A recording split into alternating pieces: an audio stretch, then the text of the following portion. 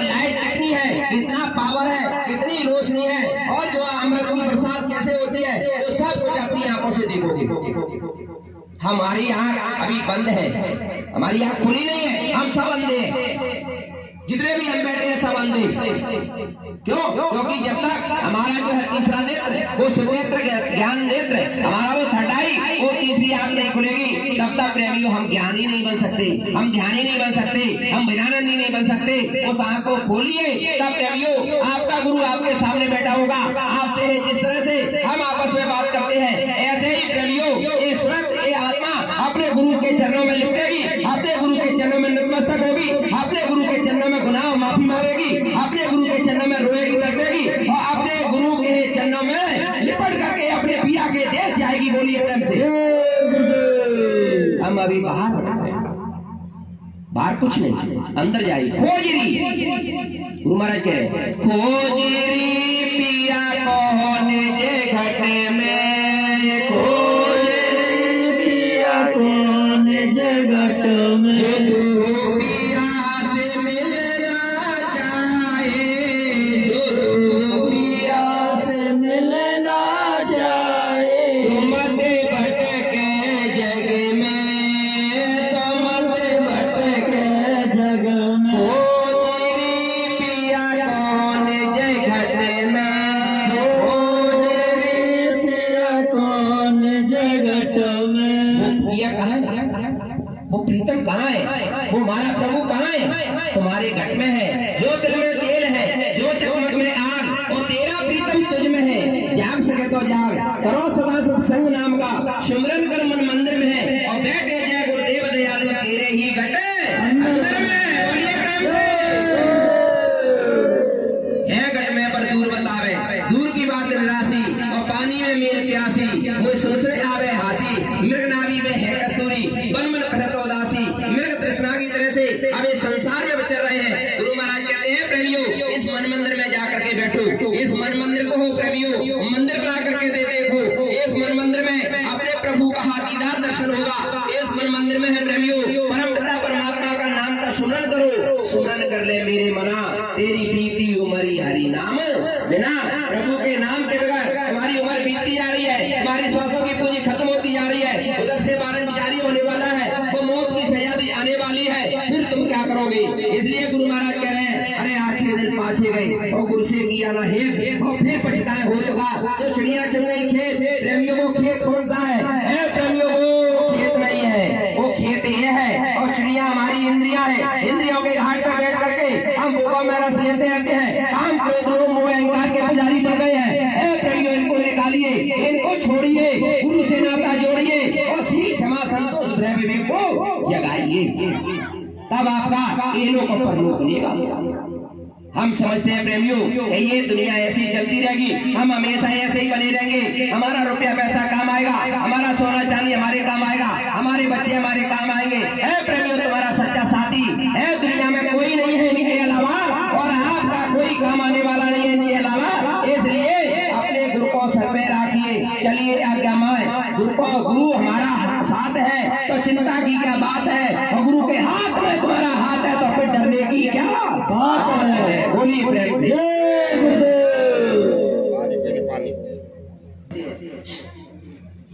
कहते हैं कि प्रेमियों एक दुकानदार 3 मूर्ति बेचता है। मूर्तियां एक ही शक्ल की है, एक ही हाइट है, एक ही सुंदरता है, एक ही मसाले की बनी हुई है। अब ग्राहक आता है मूर्ति को खरीदने वाला। ग्राहक ने कहा भैया ये मूर्ति कितने की है, इनकी कीमत क्या है? दुकानदार ने बताया पहली मूर्ति की कीमत है भैया 5 रुपए, दूसरी मूर्ति की कीमत है 50 रुपए, और तीसरी मूर्ति की कीमत है 500 रुपए। बोले भैया ये सुंदरता तो एक ही है? बोले हाँ। बोले हाइट भी एक ही है? बोले हाँ। बोले एक ही मसाले की बनी है? बोले हाँ। तो बोले कीमत में डिफरेंस इतना अंतर क्यों है? बोले भैया इनके कार्य अलग अलग है। तो हम एक ही मसाले के हैं कि अलग अलग मसाले के हैं? एक ही मसाले के। 5 तत्व गई है, छठमा तो नहीं है किसी में, 4 तो नहीं है किसी में, पूरे 5 के है ना। तो वो मूर्ति हमारी है, वो मूर्ति जो वो रखी हुई है ना दुकान पे, वो हमारी मूर्ति मान लो, अपने आप पर डाल लो। इस बात को नाम किसी का नहीं लिया जाएगा। गुरु महाराज का यही तो खेल रहा, क्या सांप भी मारते और लाठी भी ना टूटने देते, यही तो खेल रहा। लेकिन हम गुरु के खेल को समझे ही नहीं अभी तक। क्या हुआ? अब जो ग्राहक ने पूछा भैया ये मूर्ति 5 रुपए की है, तो ये इसकी 5 रुपए कीमत क्यों है? तो बोले भैया मैंने 5 रुपए इसकी तो कीमत मैंने रख दी है, वैसे इसको फ्री में ही दे दूंगा मैं, तो ले जाओ। बोले फिर भी तो बताओ इसका कार्य क्या है? बोले कार्य इसका ये है कि 5 रुपए की कीमत मैंने इसलिए रख दी है, इसका कार्य है कि ये अच्छी बात किसी की सुनना पसंद ही नहीं करती है। समझ लेना प्रेमी, अच्छी से अच्छी कैसी बात होती है, मतलब सुनना पसंद ही नहीं करती है। तो वो गांधी जी का बंदर है ना, वो इस तरह से है। गांधी जी का बंदर दोनों कानों में उंगली डाल के बैठा है, वो किसी की अच्छी बात सुनना पसंद ही नहीं करता है, इसलिए मैंने 5 रुपए रख दिए, फ्री में दे दूंगा। ये 50 रुपए की ये दूसरी वाली मूर्ति कैसे हो गई? बोले इसके अंदर एक अच्छाई है, एक अच्छाई के कारण इसकी 50 रुपए कीमत है। बोले कैसे, क्या अच्छाई है? बोले ये अच्छी बात सुनती तो है इस कान से, लेकिन इस कान से निकाल देती है। सुनने की अच्छाई है इसमें, एक अच्छाई है कि सुनती तो है बस अच्छी बात, लेकिन रखती नहीं है अपने पास, इसलिए 50 रुपए की कीमत है। बोले ये 500 रुपए की कीमत इसकी कैसे है? बोले ये सर्वगुण संपन्न है। बोले कैसे? बोले ये अच्छी बात सुनती भी है और अच्छी बात गुनती भी है और फिर अच्छी बात को गुन करके उस पर चलती भी है, इसलिए ये सर्वगुण संपन्न है, इसलिए इसकी 500 रुपए कीमत है। तो प्रेमियों नाम तो किसी का लिया नहीं है, अब अपने अपने अंदर झांक करके देख लो कि हम मुझे लगता है भाई फिर आ गए तो जोश होना चाहिए, जोश, जनून। वो जनून हमारा कहाँ है? होता जा रहा है। जोश क्यों नहीं पैदा हो रहा? क्योंकि हम जो है बचनों पे ध्यान नहीं देते। क्यों जोश पैदा नहीं होता है? बचनों पे ध्यान नहीं देते, और बचनों पे ध्यान देना तो हमारे यहाँ जोश जनून पैदा हो जाएगा। हमारे अंदर वो भक्ति के लिए हमारा मन उत्साहित हो जाएगा, वो मन तड़पेगा, मन जो है बेचैन होगा कि मुझे जा करके आज से ही मन लगा करके नाई और साधना करनी है। साधना कब की जाती है? 4 पैर की रात होती है, 4 पैर का ही दिन होता है, 8 पैर होती है। 12 घंटे की रात होती है, 12 घंटे का दिन होता है, 24 घंटे होते हैं। 4 पैर, चौथे पैर में हमको जागना है। शाम को 6 बजे से 9 बजे तक का पहला पैर लगता है। 9 से 12 एक पैर 3 घंटे का होता है। 9 से 12 दूसरा पैर लगता है। 12 से 3 तीसरा पैर लगता है। 3 से 6 चौथा पैर लगता है। उस चौथे पैर में हमको जाकर के जागना है, बिस्तर छोड़ना है।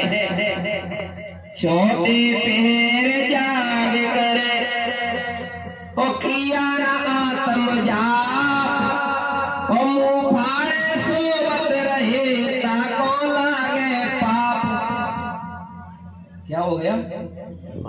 चौथे पैर में जाकर के किया ना आत्म जाप और मुंह फाड़े सोवत रहे ताको लागे पाप। बोल कह रहे संत, कह रहे संत वाणी में आया भैया।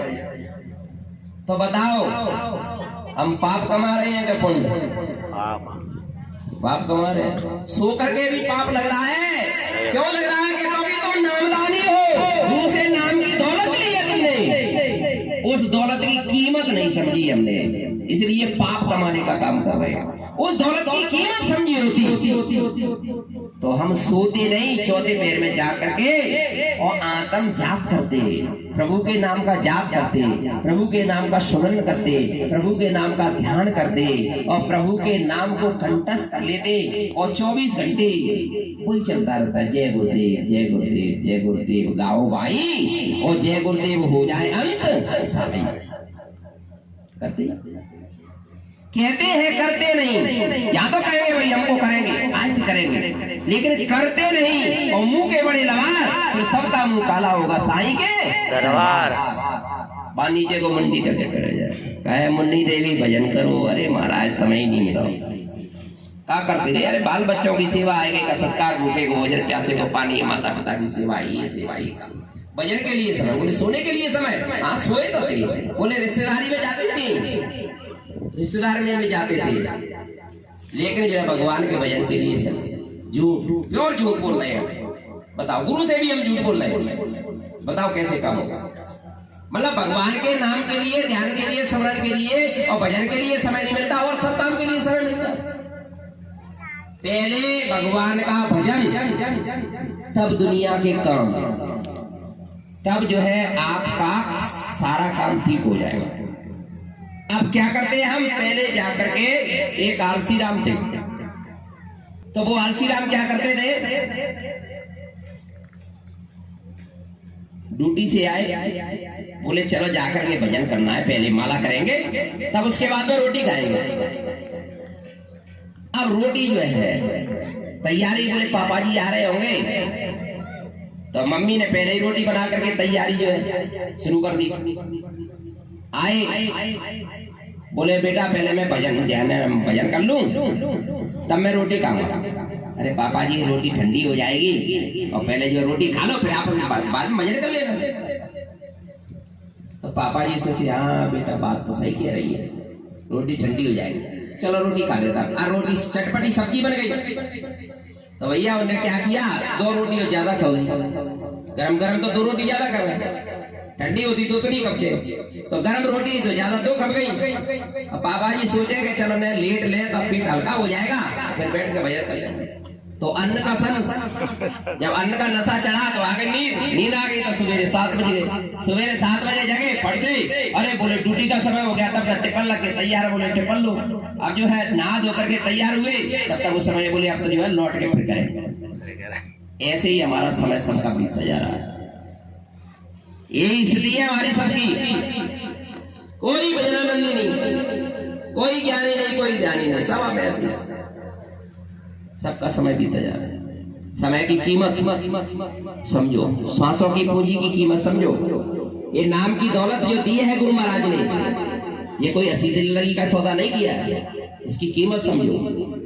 गुरु महाराज बता रहे, एक बलद बुखारी का राजा था इब्राहिम, वो भगवान को पाने के लिए फूलों की सैया पे सोता था कि मुझे भगवान मिल जाए।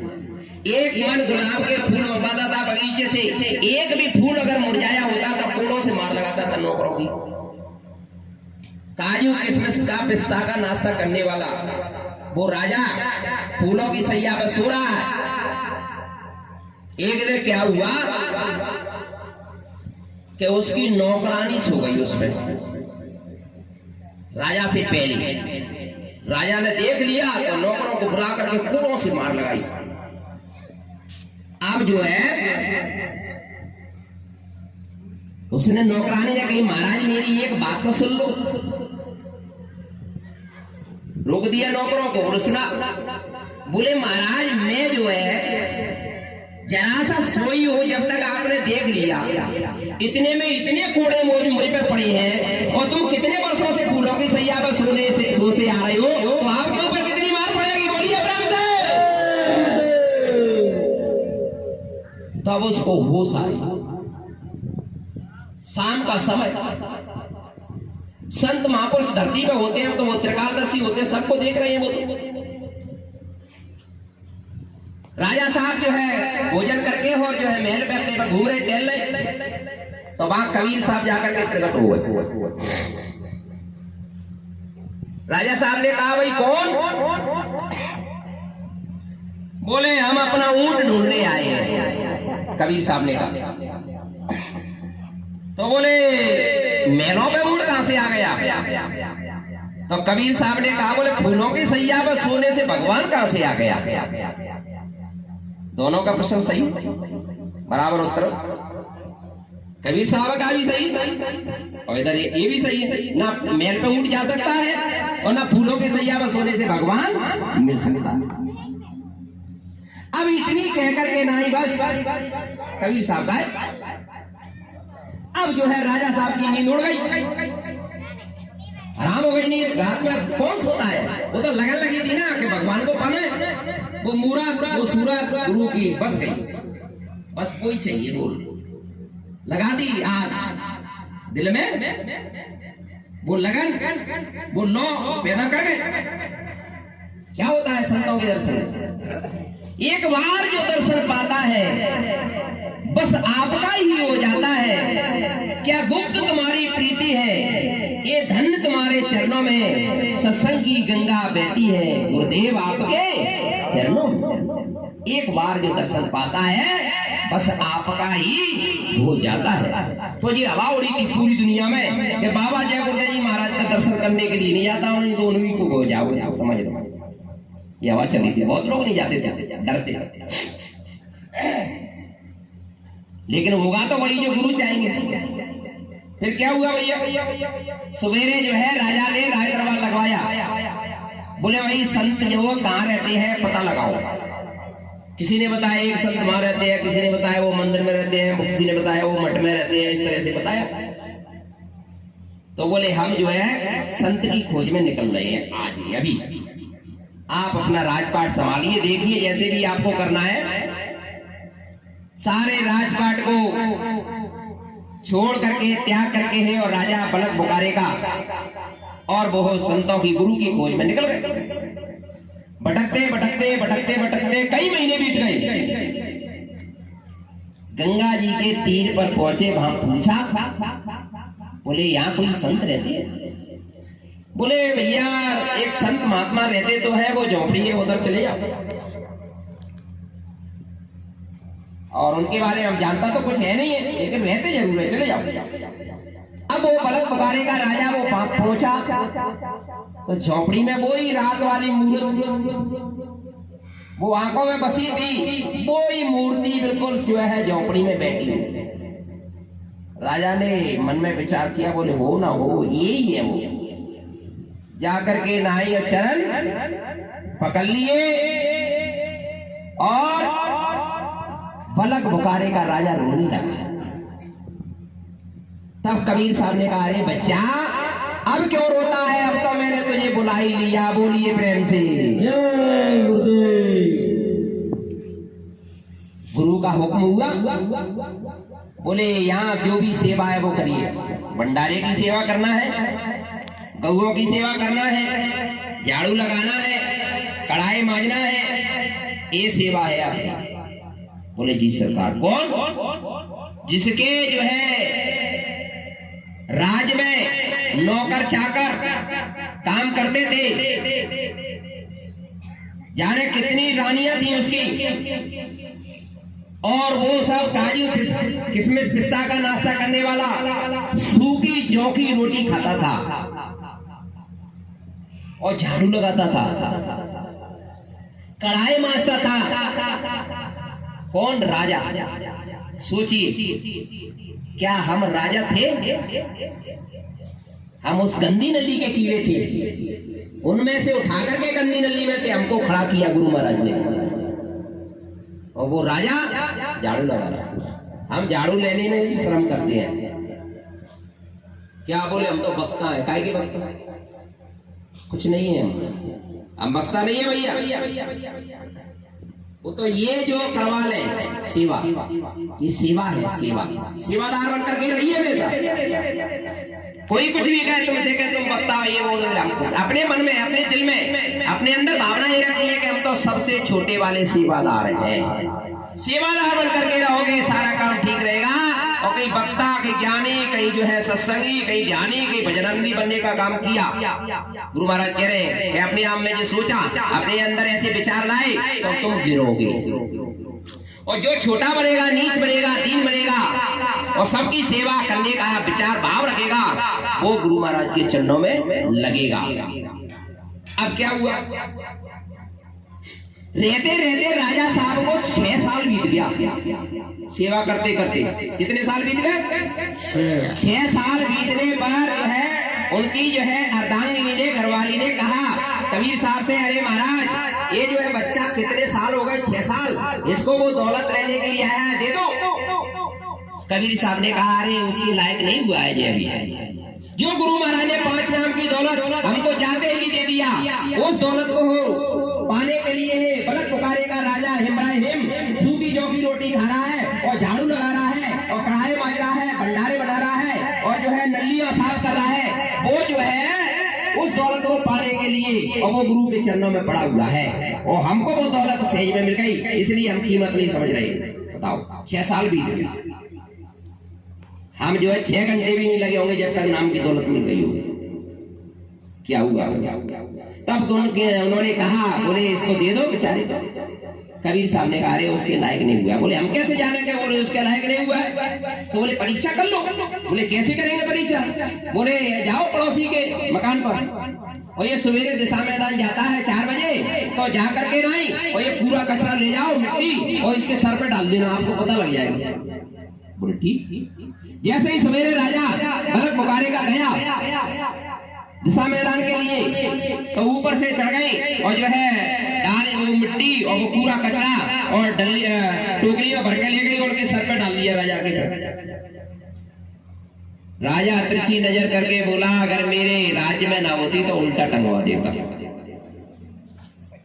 कबीर साहब की घरवाली ने आकर के कहा कबीर साहब से, महाराज वो तो ये कह रहा था कि मेरे राज्य में ना होती तो उल्टा टंगवा देता। कबीर साहब बोले हमने तो पहले ही कहा कि उसके लायक हुआ ही नहीं ये दौलत के लायक। क्या गुरु महाराज ने हमारी परीक्षा लिया? नहीं। सोचो, विचार करो, ये नाम की दौलत कितनी जो है बेशकीमती है, जिसकी हम कीमत नहीं समझ रहे हैं। अब जो है सेवा करते करते 6 साल और हो गए। 6 और 6 कितने हो गए? 12 साल हो गए। 12 साल जब हुए तो कबीर साहब की घरवाली ने फिर निवेदन किया, अरे महाराज अब तो उसके लायक हो गया होगा, ये इसको दे दो दौलत। तो बोले कबीर साहब ने कहा, बोले इसकी जो है परीक्षा फिर लो, आज जाओ। तो वही काम फिर किया। तो जाकर के जैसे ही मिट्टी कूड़ा कचरा जो है राजा के ऊपर डाला, तो राजा क्या कहता है, आओ मेरे भाग प्रभु, अभी तक तो मुझे कुछ नहीं मिला, तेरे चरणों की धूल ही मिल गई, यही मेरे लिए काफी है। बोलिए प्रेम से। तब जाकर के नाई कबीर साहब की घरवाली ने कहा, महाराज ये वचन बोला है, बोले अब उसके लायक हो गए। अब ये जो है इसके अंदर का राजा था वो निकल गया, इसके अंदर अब राजा नहीं रहा, अब इसके अंदर भक्ति पैदा हो गई, इसके अंदर भाव पैदा हो गया, इसका भाव जग गया। तब गुरु महाराज कहते हैं, अरे बच्चों भाव का भूखा हूं मैं और भाव ही एक सार है और भाव से एक फूल दे तो मुझे स्वीकार है। अन्न धन और वस्त्र भूषण कुछ न मुझको चाहिए, बस आप हो जाओ मेरे, यही मेरा सत्कार है। भाव भक्ति प्रेम की करती मुझे लाचार है, इसलिए होता मेरा इस भूमि पर अवतार है और भाव से मुझको बजे तो भव से बेड़ा पार है। बोलिए प्रेम से। तब जो है जाकर के बलक पुकारे का राजा वापस आया, बोले बच्चा बैठ जाओ, अब ले लो दौलत। वो 5 नाम की दौलत वो राजा साहब के लिए दिया और हुक्म किया, आदेश दिया, बोले जाओ कि किसी दरिया के किनारे जाकर के और भजन करो भगवान का, जाओ। आदेश हो गया उनका। पहले घास फूस बहुत होते थे, नदियां भरी रहती थी पानी की, एक नदी के किनारे जाकर के और घास फूस जो है इकट्ठा करके एक झोपड़ी बना लिया। बलक पुकारे का राजा उसी झोपड़ी में रहने लगा। कपड़ा फट जाता था, एक सुई रखते थे, कपड़े फटे को सी करके नहीं और जो है उसी को पहन लेते थे, भगवान का भजन करते।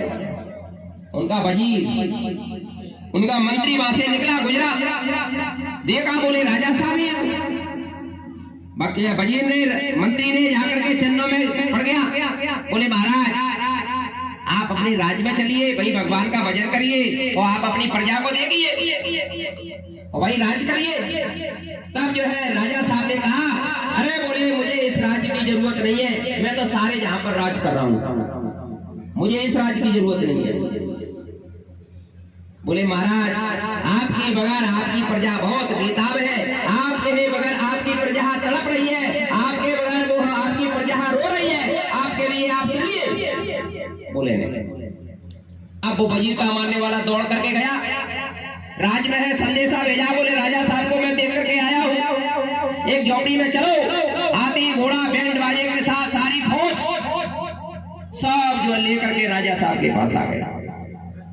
तब जो है उन्होंने कहा, बोले सारी प्रजा निवेदन करने लगी, प्रार्थना करने लगी, अरे राजा साहब अपने राज्य में चलिए और वही भगवान का भजन करना, आपको कोई डिस्टर्ब नहीं करेगा, आप जो अपना भजन करिए और जो है आपके बगैर प्रजा बहुत बेताब है, बहुत बेचैन है, आप चलिए। बोले भाई आप बहुत जिद कर रहे हो तो हमारी एक शर्त है, उस शर्त को पूरी करोगे तो हम आपके साथ चलेंगे, नहीं तो हम जाने वाले नहीं है। सीधी बात। बोले क्या शर्त है महाराज? तो वो सुई रखते थे अपने पास, उस सुई को वो दरिया में फेंक दिया, नदी में फेंक दिया। बोले इस दरिया से निकाल करके वो इस सुई को दे दोगे मुझे ला करके तो मैं आपके साथ चलूंगा। अब भैया सुई वाली बात दरिया में कैसे मिलेगी? सारी मंत्री ने सारी फौज लगा दिया, बोले इसको निकालो, अभी राजा साहब अपने साथ जाएंगे। सारी फौज लगी, सुबह से शाम हो गया, लेकिन भैया वो सुई नहीं निकली। मंत्री ने कहा महाराज आप दूसरी सुई ला दे। बोले नहीं, शर्त वाली सुई चाहिए। तो बोले महाराज कैसे आएगी? बोले अभी आ जाएगी। बोले कैसी आएगी? राजा साहब ने प्रकृति के लिए हुक्म किया, तो मछली अपनी जीभ पर लेकर के ना आई और सामने तैरने लगी, देखो वो आ गई। बोलिए ये नाम की दौलत, इसकी कीमत हमने नहीं जानी अभी तक। सब गाल बजा रहे हैं, इससे क्या होगा?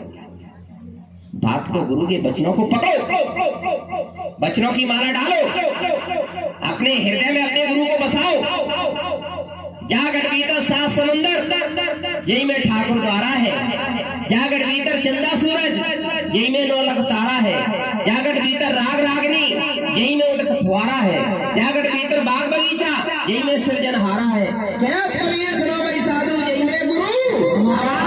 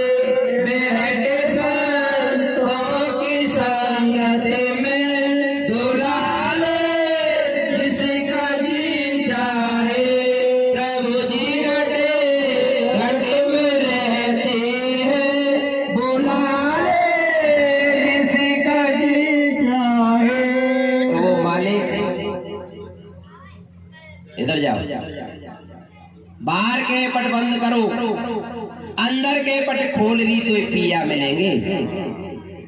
बाहर की आंखें फाड़ रहे हैं, चारों तरफ देख रहे हैं, कुछ नहीं। अंदर जाओ, यहाँ जलवा, यहाँ दीपक जल रहा है, उस दीपक को देखा ही नहीं हमने। या उस दीपक का दर्शन होगा, दीपक जलेगा तो क्या होगा पता है? दीप जलते ही सब पाप धुल जाएगा, दीप जलते ही सब पाप धुल जाएगा। दीप के साथ दुनिया भी बजने लगी, दीप के साथ दुनिया भी बजने लगी। स्वर्ग वैकुंठ की रील चलने लगी, स्वर्ग वैकुंठ की रील चलने लगी। देवो भी ऐसे साधु का गुण गाएगा, देवो भी ऐसे साधु का गुण गाएगा। जय गुरुदेव भगवान का नाम है, जय गुरुदेव भगवान का नाम है। जो बजेगा उसी का बना काम है, जो बजेगा उसी का काम है। श्री गुरु पद नख मन गण ज्योति। श्री गुरु पद माने चरण, नख माने नाखूनों से ज्योति।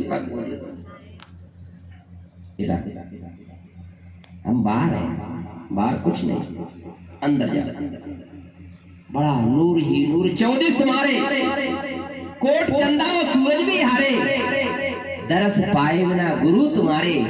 प्रेम का रंग खिलता नहीं है, गुरु तेरी वाणी में अमृत भरा है, वो जमाने में मिलता नहीं। बड़ा खेल अजब गजब है, कुछ नहीं है बाहर, कोई सुख शांति नहीं है बाहर। अंदर जाओ, वो आनंद, वो सुख, वो शांति, वो सकून, वो दया, वो प्रेम, सबका खजाने का मालिक बैठे हुए हैं। इधर बोलिए प्रेम से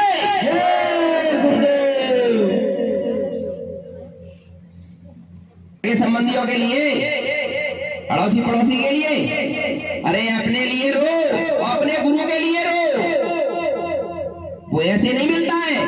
हसी हसी कंतन पाइए और जिन पाया तिन रोए, हंसे खेले पिया मिले तो कौन दुहागे होए। वो प्रीतम मिलता है लेकिन रो करके मिलता है, हंसने से नहीं मिलता। हंस करके मिलता तो सारी दुनिया मिल गई होती उससे।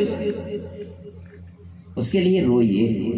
मीरा ने रोया, सेजू भाई ने रोया, सबरी ने रोया, पलटू साहब ने रोया, नानक साहब ने रोया, बीका साहब ने रोया, दरिया साहब ने रोया, चरणदास ने रोया, रविदास ने रोया, सबने रोया। तब उनको वो मालिक मिला तो हमको भी रोना पड़ेगा। माँ का बच्चा सो रहा है, क्या माँ उसको दूध पिलाती है? नहीं। जब माँ का बच्चा रोता है तो माँ उसको दूध पिलाने जाती है? नहीं जाती है। ध्यान भूल रहे हो? जब माँ का बच्चा रोता है तो माँ उसको दूध पिलाने जाती है, लेकिन वो बच्चा गंदगी में सना हुआ है। कुछ परसेंट आधी बात इनकी सही। तो वो बच्चा गंदगी में जो है सना हुआ है लेटरिन बाथरूम में, तो क्या माँ उसको गोदी में बैठाना स्वीकार करेगी? नहीं करेगी। तो हम सब गंदगी में सने हुए हैं, तो क्या मालिक हमको अपनी गोद में बिठाना स्वीकार करेगा? नहीं। यही बात तो यहाँ फिट हो रही है। जब माँ उसको साफ करती है तो माँ को फिर दर्द आता है। बच्चा रोता है सफाई करते समय, रोता है ना? जब माँ उसकी लेटरिन बाथरूम को साफ करती है तो बच्चा रोता है, लेकिन माँ को दर्द आता है उस समय? नहीं आता है, क्योंकि मार नहीं रही है, उसकी सफाई कर रही है। इसी तरह से प्रेमियों, गुरु महाराज हमारी सफाई करते हैं कि गुरु तुम्हारा शिष्य को मैं है, और गड़े गड़े काटे खोट, और अंतर हाथ साध के फिर बाहर मारे चोट। तो गुरु हमारी सफाई करते हैं, तो सफाई के समय गुरु को दर्द नहीं आता है। जब कष्ट परेशानी, जब मुसीबत संकट आता है, जब उनकी रूहों को कोई जो है नरकों में डालता है, 84 लाख योनियों में डालने का काम करता है वो काल, तब गुरु को बहुत बड़ा दर्द होता है। बोलिए प्रेम से। अब अपनी रूहों को खोजते खोजते नरकों में पहुंच जाते हैं। तब प्रेमियों नानक साहब की ही रूह को, आत्मा को नामदान दिया था। वो जो यमदूत सिपाही जो नरकों में लेकर डाल दिया, तब जाकर के नानक जी पहुंच गए। नानक जाए उठा बोरा, सब जीवन का किया निबोरा। नानक जी जा अरे भाई हमारी आत्मा को आपके सिपाही लेकर के आए। बोले महाराज हमको वहीं बुला लेते। वो जो है यमराज सिंहासन से नीचे खड़ा हो गया। बोले मालिक मुझे वहीं बुला लेते, मैं वहीं आ जाता लेकर के। अरे बोले नहीं, हम अपनी रूह को लिपाने के लिए आए। कहाँ है बताओ? तो वो ले गए। वो उसमें मवाद बड़ा पड़ा, मवाद जो पैरों में से जो फूड़ा हो जाता मवाद, उसमें सड़ान इतनी बदबू भयानक, उसमें जो चीख पुकार मचा रहा, गुरु महाराज बचाओ, गुरु महाराज बचाओ। जाकर के नाना जी पहुंच गए। अरे बच्चा, तो वो गदगद हो गया। मालिक आप दयालु हैं, आप तो अंतर्यामी हैं, आपने मेरी पुकार सुन लिया। ये जीव इतने इसमें सड़े हुए हैं, इसमें मार लग रही है, यहाँ की बदबू सहन नहीं हो रही है, बर्दाश्त नहीं हो रहे। हे मालिक दयालु, हे दीनानाथ, दीनों के हे दीन दयाल, आप इन पे भी दया कीजिए। मुझ पे दया किया है तो इन पे भी दया कीजिए, इनको निकाल लीजिए।